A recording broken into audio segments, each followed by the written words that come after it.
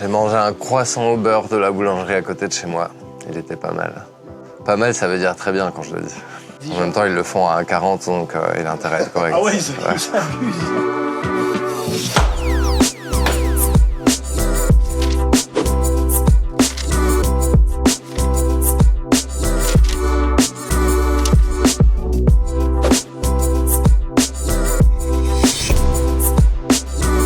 Je m'appelle Pierre Mortel et je suis artiste. Je fais du dessin, de l'écriture, de la peinture.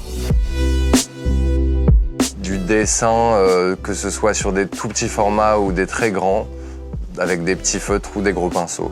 C'est des choses graphiques, simples, qui observent, qui commentent le monde, on va dire. C'est une question qui évolue très vite en ce moment. Je pense que c'est la peinture au trait. En fait, j'ai beaucoup travaillé sur des dessins au petit format avec un trait noir. J'aime bien l'encre de Chine, mais de plus en plus, je me dirige aussi vers de la peinture pleine couleur, etc. Mais je pense qu'on me reconnaît surtout pour voilà, un trait noir simple, des gros contrastes et pas trop d'efforts. Je pense que le trait, c'est ce qui se rapproche de l'écriture, donc ça permet de dire quelque chose. Et pour moi, la couleur qui arrive maintenant de plus en plus, c'est pour être directement dans l'émotion. Moi, j'ai beaucoup de dessins avec un petit personnage très simple, très cartoon, qui s'appelle Jean Public et qui est identifié par juste un nez pour voir où il regarde, 2 yeux pour regarder et 2 jambes, et qui dit souvent des conneries. Donc il faut imaginer vraiment un dessin très simple qui peut être inspiré par, disons, des choses comme Sampé, par exemple, mais encore plus simple parce que je suis vraiment flemmard. L'idée de Jean Public, c'est qu'il représente à peu près n'importe qui. Il y a une théorie qui dit que plus un dessin est complexe et plus tu vas y voir un autre, et plus un dessin est simple et plus tu vas t'y voir toi-même. Donc moi j'ai fait un dessin très simple pour que idéalement tout le monde s'y retrouve. Depuis que je suis petit, j'ai voulu être auteur de BD et j'en ai fait énormément. Et je pense que pour moi Jean Public, c'est un peu une version distillée. J'aime vraiment cette idée de pouvoir dire quelque chose en un dessin. Et la grosse différence que je verrai avec la BD aussi, c'est que la BD, c'est vraiment l'art de la série. Et donc, c'est aussi répéter les mêmes personnages, le même style sur des dizaines, des centaines, des milliers de dessins. Alors que Jean Public, je peux le poser un peu partout. Il peut être sur un mur, il peut être sur un tableau.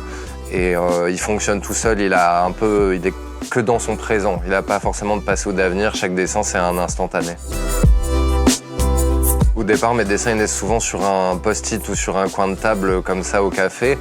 Mais de plus en plus, je prends goût à faire la même chose sur des très grands formats. Donc je travaille sur des toiles, sur des supports en bois. Pour moi, du timbre-poste au 2 mètres par 3, j'adore. J'aime bien passer d'un médium à l'autre. Pour mon dernier projet, j'ai écrit une chanson, par exemple. Je l'ai composée, je l'ai enregistrée et chantée. Et en fait, c'est au Musée national de préhistoire où il y a cette chanson. Il y a un tableau avec une phrase tirée de la chanson et t'as une douche sonore qui se déclenche quand tu vas en dessous où tu peux l'entendre. J'ai passé un peu toute ma vie à me reprocher d'être un touche-à-tout qui savait pas faire bien une seule chose. Mais après des années, je commence à arriver quand même à assembler ça et je trouve que finalement, je suis très content d'avoir été touche-à-tout.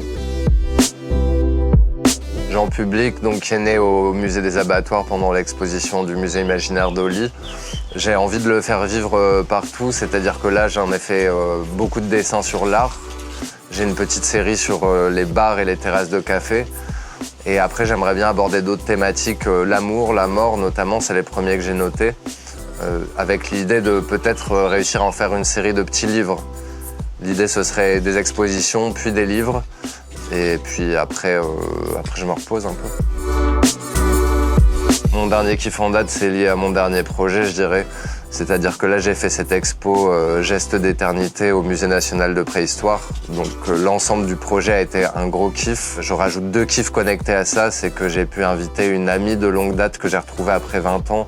C'est la musicienne Okali, avec son groupe, qui sont venus jouer au vernissage. C'est une performeuse magique, c'était vraiment un très grand moment. Et le deuxième kiff, c'était de rentrer en voiture de la Dordogne, traversant des paysages magnifiques au soleil, et des petits villages et des arbres. Bah écoute, super, j'aime bien votre format, c'est très sympa.